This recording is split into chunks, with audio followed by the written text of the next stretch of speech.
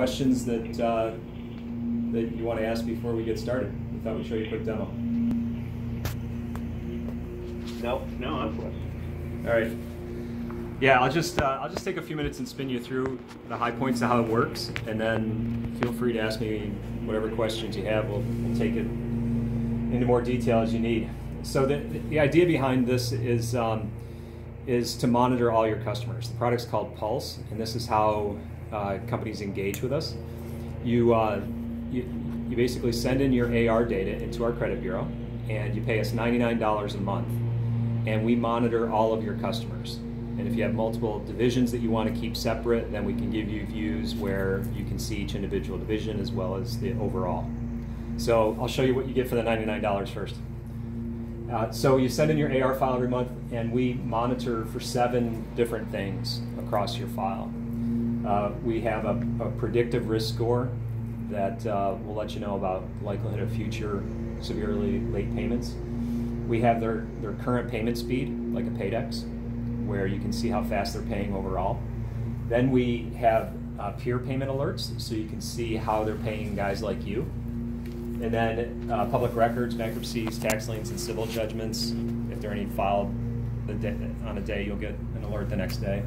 And then news alerts. So we have about 10 or 12,000 news publications that we're monitoring and finding financial articles about your customers. And so every day you get as many users as you want. It's not per user. You can sign as many people up as you want in your company to get the alerts. You'll get an email every day that has a list of your customers sorted by balance with the alert type and information about the alert. So if it's a news article, you can just click and go out and read the article. If it's a score drop, you can see the old and the new score. All the information is here, so you don't have to go and change your processes and have everybody logging in throughout the day if you don't want. A lot of our customers just use the emails as the main way to stay in touch. And then if you want, you can come into Pulse and you can see over different points in time, different types of alerts. So you can manage them, you can export them, do whatever you want here, but you have a way to see what's going on with your customer base. Then the second piece of this is that every month when you send in your AR file, we'll give you back a couple of reports like this. This is called the CFO report, and it's designed to give you the big picture view of what's happening with your customer base. So you can see aging information in the upper left here. You can see our risk score distribution, so you can track the overall risk of your customer portfolio based on the number of accounts and balances. See trends over time, how they're paying, and whether they're speeding up or slowing down. And then your 10 largest customers, how much late balance they have with you, how fast they're paying other people, and if there are any alerts in the last 30 days on them. So this way, just in case you miss something on the dailies, or if you want to see the overall macro trends, you can. And then we give you a couple of other pages. One shows you the highest risk accounts. These guys that owe you a lot, they're not really paying anybody, and there are other signs of risk. And then accounts that should be paying you faster. They're late with you, but they're fast with most everybody else. So that's the core of Pulse. So all that's 99 bucks. It does a bunch of other things in here too that we can get into if you want, but that's the heart of it. And then once you're in here, you can go, and obviously we want you to spend more money, but you don't have to. But you see buy buttons. So if you just want to see the alert on Amazon, then you can see what's happening here. If you want to get the full report, you just click a buy button, or you can search on any company. You can just go in and search across our database. And we've got at least as much information as D&B and Experian now. We've been building this for years. And when you pull a report, you can pull something like this. This is the most expensive report. It's a whopping $6, no matter how many you buy. So if you just want to buy a couple, I'm sure you're using other vendors now when you get no hits or thin files or something that smells fishy. So you can just pull these along the way and help fill in the holes. So this is a bigger company. They're probably pretty near you in Indiana. This is Berry Plastics, owned by Berry Global, and you can see the deep dive for $6. We have 22 pages of information on this, and what we try to do is give you everything that we feel is the right stuff coming from D&B and Experian over the years, and then sprinkle in some new things too. So you have a scorecard here that shows you the key facts right up front, You can see who the ultimate parent is, if they're owned by a holding company. We have a persistent unique numbering system, so you can see all that like a DUNS number. But you can see here we have 200 companies that are suppliers. Those aren't trade lines, those are unique companies that are providers to Berry Plastics over the last couple of months, reporting in over $1 billion in known annual spend. And it allows us to then build the predictive score about their likelihood to be severely delinquent in the next year. It's very low, 0.2%. How fast they're paying today, they're paying 4 days overall. They don't pay everybody 4 days, right? That's part of the issue. But they pay 4 days on average. And it's been consistent. And so then we give you all these breakdowns where you can see all the monthly aging buckets, the high credit, all that stuff. And then one of the things that's unique in our view is to be able to break this out by industry. So we have 45 different industries that we divide the members of our network into. And so you can see for each type of provider how many there are, what the high credit is for that type of provider, and what the DBT is for that type. And some of the things that go on, I'm sure you know, this company, they spend the most on chemicals. They have 15 providers. They make things out of plastics. So 15 providers, they pay them 1 day late.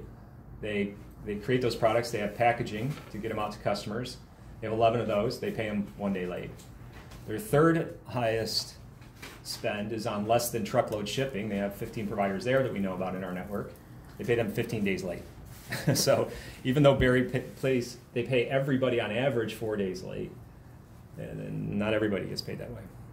So our customers can dial in here, and this is where the peer alerts come from. So as if companies like you are getting paid slower by a business that's your customer, then you get an alert specific to that. And then all kinds of other stuff in the report. So you can see spending at a location level and a family level by month, over years, news articles. So we're picking up publications like Inside Indiana Business. That's where we're going to find the information on the private companies, not in the Wall Street Journal. And the Courier Press in Evansville, Plastics News. So those are the types of publications, as well as larger ones, where we're going in every night reading the articles, finding ones that are financial in nature, figuring out what business they're talking to, matching that against your customer list, and if it's your customer, delivering an alert to you. And then demographic information, the corporate legal family. So you can see subsidiaries that they have. All locations throughout the country that we're tying together as part of this, because you got to be able to aggregate that data, otherwise you don't have a full risk view. And then if they're public, we'll have SEC filings for the last 2 years, so you can see income statements and balance sheets. And then footprint, all kinds of other things. So UCC filings, corporation filings, bankruptcies, tax liens, all kinds of stuff. Other things that are good signs of risk around fleets that they own, so you get a sense of the assets and the risk, as well as pension plans, and figure out how many people they have in their 401k plans. So all kinds of stuff, and that's just, when you want it, you can go in and you can spend $6 to get the mother load of information that we have on a business. So that's it. $99 a month. You join our AR network, our credit bureau. We monitor all your customers, and then when you want, you access more data if you want, and pay for it as you use it.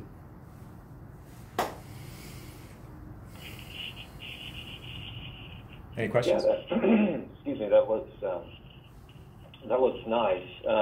I've got a few questions here, and I'm sure Mark probably does too. My first question is on the scope of your coverage. Do you cover Canada? We do.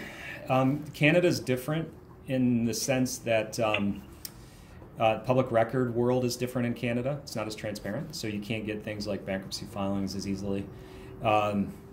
Industry-wise, we started in transportation, and now we have as I mentioned before, we built our network to be as bigger than D&B's, and we've expanded into every vertical. So transportation now is about 11% of the overall.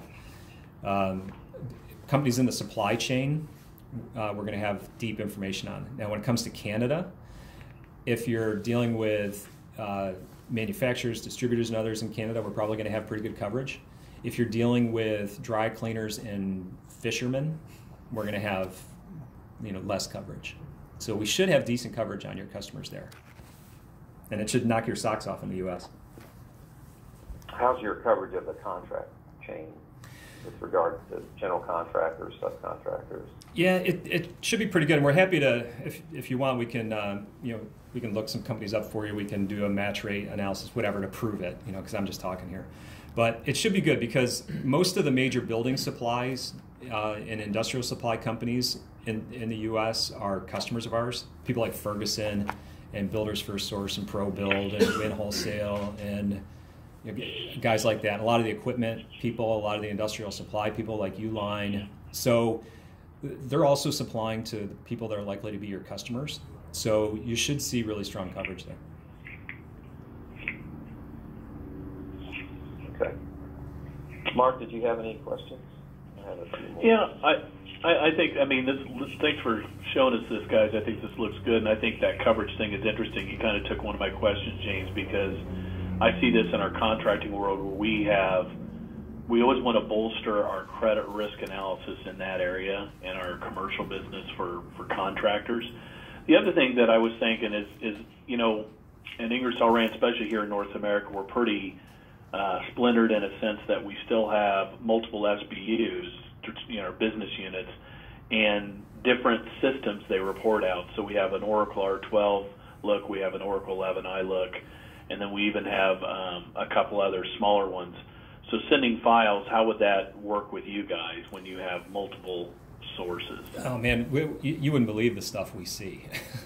Because most credit departments aren't on the current technologies. So with us, the way it works is you can send us as many files as you want. It doesn't matter, and we can glue them together or we can keep them separate. We can set this up as what we call a multi-pulse, where you can see each SBU differently, but at the same time you can just change your view and look at the total. So when you first send a file in, we code it. We don't demand that you send it in any format. You can send us pipe delimited or comma separated. We just need the aging buckets, and we'll code to that. It rarely takes us more than 48 hours to have it turned around and in production. And then every month when it comes in, we ask if possible if you can keep it in the same format so we don't have to touch it. It goes through the automated routines that we created, and then all kinds of QA steps happen to make sure that the data still makes sense. It's not a dramatically higher or lower set of balances or number of customers or anything. If it does, it kicks it out, and it's automated. So that way, however you can get the data out and to us, we'll deal with it. And do you guys have your own, and I think I saw this at the beginning, do you have any decision or scoring models built in the tool? Yeah, I'll show you that. Before I do, just to give you a sense of the contractor world, we actually even take our building supplies. So you'll see industrial equipment, industrial supplies. Forklifts would go in industrial equipment. Hard hats would go in industrial supplies. And then you see doors and glass, electrical, plumbing, HVAC. So we can break it out at that level of detail as well. And then you can always aggregate it up to building. So it's an area we spend a lot of time in. So when we come back to the decision making, so we have this thing called decisions. It's a simple scorecard tool where there's a default that you get, and then you can create your own. Where if I want to see what's in this scorecard, what we've done is we have a software platform called eCredit that's used by some pretty sophisticated credit departments, and we've been doing that for about 25 years. So we draw on that experience, and what we've come up with is a best practice default that might get you 80% of where you're going, but it factors in the Cortera score, the payment segment, which is the payment speed and direction, the total balance for the business, the number of providers, not trade lines, but unique providers, and the years in business. And so you can see you can assign points to each one, and we can walk you through how you wing walk from something that you do in D&B. All these, the default has things that you're probably using in a D&B scorecard more often than not. Yeah. And so the CPR is like a PAYDEX, the total balance, number of providers, and you can change the weighting and what the approval means. So here are the points for approving, pending, moving into decline. And then you can have an override. So you might say, if it's a bankruptcy on file, then I want to automatically, so I can add a different one. I can say, if my DBT is greater than 25 days, change it to pending. I'm not going to approve anybody auto that has these things, and we can add more variables, and then we have credit limits. So coming out of that, you can say my conservative and aggressive credit limit. You might say for aggressive, I'm going to be the high credit, or I only want to be 50% of the high credit of all suppliers, or in my industry. And then you can set a minimum and a maximum credit limit. So you can go in and create and change these, and then when you do, they're available immediately. So then I can go through and I can change, I can do a search on a business, and so I'm not going to say this change, I just made it in the card because I don't know what if I just broke it. But I can search for a business. Here's Dynalab, and I want this one. I'll pick it up. So you can see information, make sure you have the right one, see if there's, a lot of times this is useful for free right here. But then I can just buy a report, so I can buy a $6 report, or I can add the decision to it for no extra cost. And so I want to run, I just pick my scorecard, buy the report, and it comes back, and they're automatically approved through the scorecard.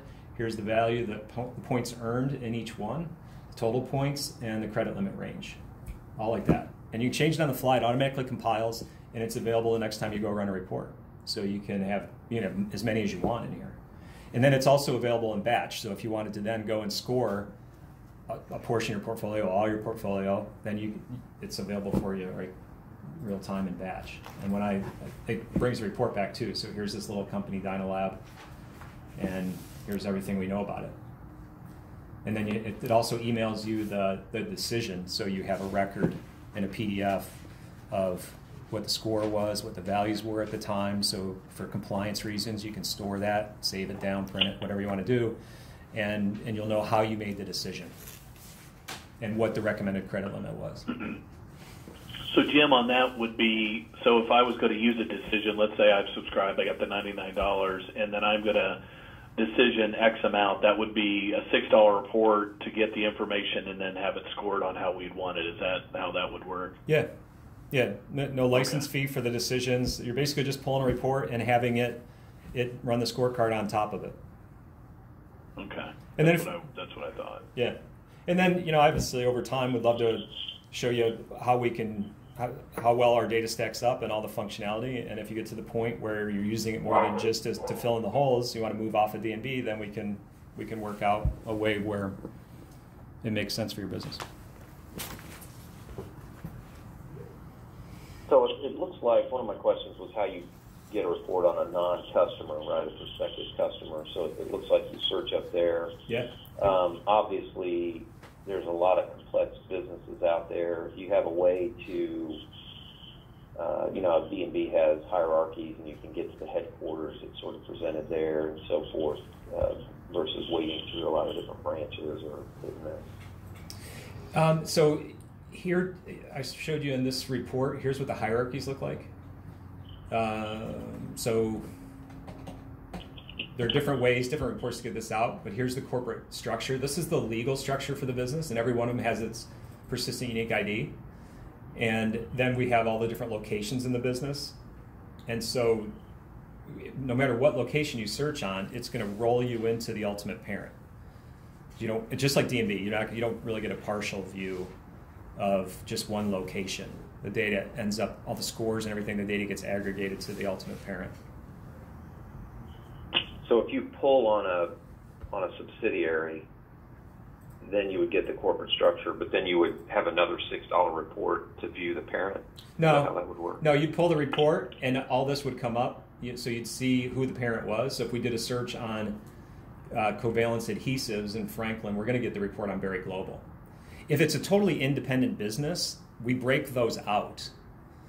So Koch Industries, they own Georgia Pacific, they own all kinds of other things. Most of those we break out into separate businesses. And that's an ongoing thing. So if you ever, what you have to realize, there are only 60,000 companies or so in the US that have more than one legal entity. So it's a small number out of 6 million businesses with employees that actually have this issue of having more than one legal entity. But if it's something that really operates as a standalone business, and that makes sense, then we also have a mechanism where we can break those out or roll them together. It's an ongoing process, trying to link these businesses together the right way. So the reports come out at the global parent, at the ultimate parent level. What sort of rigor do you have with regards to the correct name and so forth of companies? We run into obviously different ways to understand who the customer is with regard to legal name and location and that sort of thing. Yeah, it's hard, right? We spend a lot of time doing it. Business data is messy, starting with the identity of the business, and so trying to figure out what the right name is, the old IBM or International Business Machines or Intel Biz Machine, all kinds of things.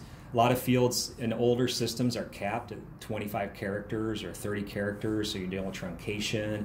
People do crazy things like pull the vowels out because they don't have room to store the whole name. We see all that stuff, and so we factor it into our matching, and then we, based on the sources, we try, when we come up with who the ultimate parent is or the best name version for a record, we have different levels of trust in the sources. So if I see something in a corporation filing where it's filed with a state for a purpose, tends to be done by lawyers, tends to be a cleaner version of the name than something I see coming in on AR data.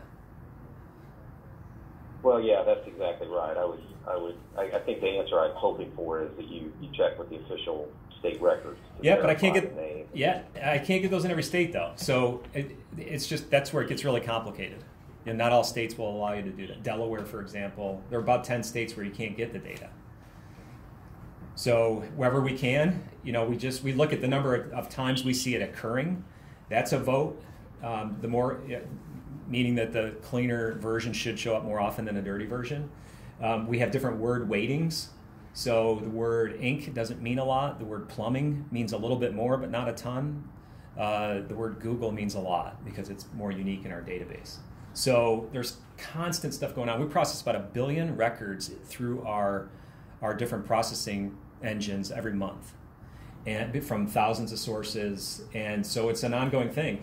And so, but we're really good at it. Our engineers have built some of the biggest data companies in the world, so it's what we do. But then we also enlist our customer community. So we've got thousands of customers, and if they know something or they think something about a business, there are different points in our products, like here in this report, where I can just click, where they say, hey, I think you're missing a subsidiary. Okay, and that goes out, automatically goes to our research department, and we look into it. So we rely on the community to help us improve the data as we go too. But nothing gets self-reported by a business and automatically put in production because people lie. So we don't want garbage in there. Everything gets verified. Gotcha. I may have missed it, but in the industries that were in there, I didn't notice financial services. Do you get any sort of information from the banking industry? We do. So the way we break it out is in materials. We have building materials, which tends to be more around the construction. And then we have what we call manufacturing materials, things like metals, plastics, chemicals, electronics, pipes, valves, and fittings, that kind of stuff. Then we have shipping. So some of these are around carriers, where we want to understand, is a business using a third-party carrier like truckload, less than truckload, rail, air? Or do they have their own fleet? So are they buying fuel? Are they leasing tractors and trailers? And are they buying transportation supplies like tires? Then we have operations, which are around people, so industrial supplies, industrial equipment, office supplies, restaurant supplies, construction equipment. And then we have things that don't fit neatly into those, things like food products, actual construction services, retail apparel, and here's where you see financial services. So shorter answer to your question is yes. Where we have banks, we have factoring companies, we have equipment leasing and financing businesses, all kinds of ones, and sometimes they want to be classified as financial services, but there are banks clearly in that category as well. Okay, and that incorporates, I guess, data that they send you, which hopefully includes revolving credit lines and term loans and that sort of thing. Right, and a lot of leasing companies can be in there as well.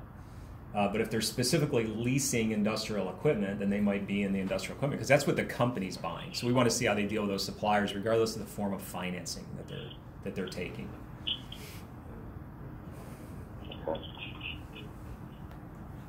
And then the legal portion of that, do you have, UCC filings? Obviously, I'm kind of going through my head and the DMB information. Yeah. So yeah, we have suits, liens, judgments, that kind of thing. Yep. So if you look down here in the reports, we get into, we put it down after the family trees and all that. We get into SEC filings, and then we get into corporation filings. So these are the corporation filings in different states we have for Berry Plastics. And DBAs, FBNs, all the different flavors this can take. But companies file, even though it might be a Delaware corporation, but they have to file corporation filings in other states as a foreign business to do that. UCC filings from the states where it makes sense and you can get it. Again, not all data is available in all states. So here are UCC filings for them, BLJs. So you have all those, and then other public records that they don't pick up that we think are pretty useful. Things around Department of Transportation, so fleet information gives me a sense of combination of asset ownership and just risk of their business, and then pension information gives me a sense of size and stability. The sheer fact that somebody has a 401k plan means they're a lot risky than someone who doesn't statistically. You're just more mature as a business. You decide to reward your employees with 401k. And then you can see how many participants, and all this gets factored into how we build our own assessments of the estimated size of the business too. So you should see everything that they have and then some more stuff that makes sense around industry specific, around other public records, around how the spend works in the business, with a sense of the size based on how much we know they spend with their suppliers. At a glance right here, I can get a sense of how big is this business based on how many providers I have, how many dollars we know about, what those dollars are used for. This is what a manufacturing company looks like. They spend a lot of materials, spend a lot on shipping. If they claim to be a manufacturer, not spending anything on shipping, why is that? So, and then you can see how they've been paying and how they're likely to pay in the future, and who owns them, all right here on this first page, and whether the trends are changing. So we try to make the data really easy to consume, but it doesn't have to be really expensive. I think those days are over. Yeah, it certainly looks user-friendly with a lot of information there.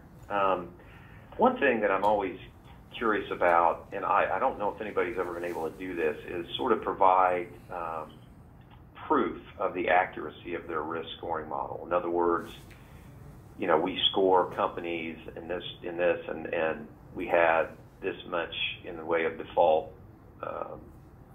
We were able to predict it ahead of time, that sort of thing. And I don't think anybody's ever been able to kind of prove that. Well, experientially, I know the Paydex is pretty accurate because it kind of mirrors, what we see, and it's been around a long time. But how do we build confidence in this scoring? Yeah, I know it's a tough one. The Paydex is the most widely used score from D&B across our customer base. And the thing about it is it's not predictive. It's not a predictive score. It's not trying to predict anything. It's a rating of your recent payment. And that's why they say this score means this many days beyond terms. And the reason that it works is because companies that pay slow tend to continue to pay slow. Companies that pay fast tend to continue to pay fast until something happens to the business and they change their behavior. And so it doesn't see things coming. It's just telling you what they've looked like. It's rearview mirror. But since a body in motion tends to stay in motion, that works for the world in most cases. So the predictive score, you can see we give the percentage. This is the way we build that is we take companies that have gone from fast payers to slow payers, companies that still pay fast, companies that have been really late, and so we have those three populations. And then we go back and we take the data that we had on them a year ago, knowing how they're paying now, but we look at a year ago, what did we know? And we build statistical models that help us identify the likelihood, based on what we knew a year ago, that they would end up becoming a late payer. So we can share some of that with you, and you can see, how that gets built. They're called performance tables. But what it boils down to is this is at this score. So based on what we know about this company today, and based on the model we built, looking at guys who become really slow payers, the likelihood that they fit that profile is 0.2%. So that's about as close as you can get to proving it. And that's the statistics that say, here's how good our prediction would be of the guys that go bad. That slow pay, do you track like risk of default, or do you kind of call those the same thing? Well, in this world, in the trade credit world, defaults are tough because a lot of times they just linger out there, and you don't want to call your customer a default as a supplier because you want to save the relationship. A bank calls it a default. They get to 120 days or 180 days and they just call it dead. So what we found is more accurate is defining bad, severely delinquent, as having at least 30% of your payables 90 days late and at least 70% 30 days late. That way we don't just get one dispute lingering out there in the 90 or 120 bucket defining you as bad when it could just be a legitimate dispute with your supplier. You have to have a mix of a lot of it 90 days late and then a meaningful amount at least 30 days late that's more. So that's how we define it. And that's consistent in general with how Experian defines it with their IntelliScore. DMV is a little more opaque, but then their commercial credit score, it's similar. Okay. But we can try to give you some other stats to help you prove it. But and at the end of the day, it's almost like you have to use it and see if it worked for you. Use it as an ingredient. Yeah, I guess what I'm getting at is I don't know if you guys track the level of, for lack of a better term, surprise that you have. If you ever, and I don't know if you're touching it that closely every day, but somebody just makes a rapid downturn or files bankruptcy and you had a good score